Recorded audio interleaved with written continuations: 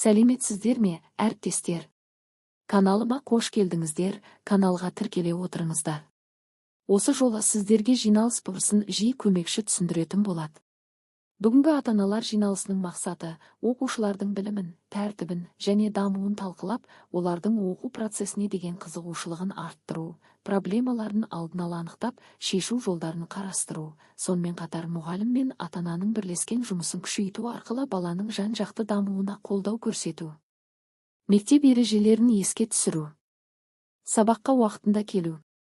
Мектеп формасын сақтау.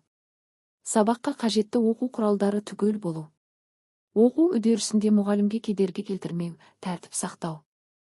Ұялы телефонды сабақ барысында қолданбау.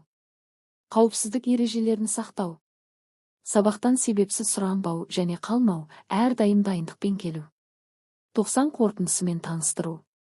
Бір сынып үлгерімі, алдыңғы 90-мен салыстырмалы түрде талдау. 2 үздік және екпінді оқушылар. 3 оқушылардың пәндік олимпиадаларға, жобаларға, сайыстар мен конкурстарға қатысуы. 4 спорт және өнер саласындағы жетістіктері, қоғамдық жұмыстарға қатысуы. 5 сабаққа қатысуы, сабаққа дайындық деңгейі, мектеп ережелерінің сақталуы. 6 қиындық туғызатын пәндер және оларды жақсарту жолдары. 7 мұғалім мен ата-ана ынтымақтастығы. 8 келесі 90-ға қойылатын мақсаттар. 9 жеке мәселелер.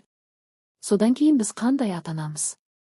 Деген сауал бойынша интербелсенді тақтада сұрақтарға жауап беретін болады. Баланы өсіретін сын емес, сенім. Салыстырмаңыз. Ұрыспас бұрын тыңдаңыз. Күн сайын сөйлесіңіз. Сіздің бір жылы сөзіңіз баланың үлкен қуанышы. Бұл сіздердің балаларыңыз. Олар сіздерді қатты жақсы көреді. Оқушылардың сабақтағы сыныптан тыс жасалынған фотореттерін қоюға болады. Асықтың 3 түсі арқылы топқа бөліп шығармашылық жұмыстар жасатуға болады. Сіз балаңызға не жетіспей жатыр деп ойлайсыз? Уақыт па? Сөйлесу ме? Махаббат па? Түсіну ме?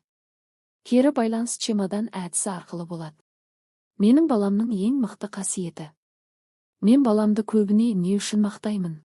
Мені алаңдататын нәрсе. Мен дәл қазір балама қалай көмектесе аламын? Назар салып тыңдағандарыңызға рахмет.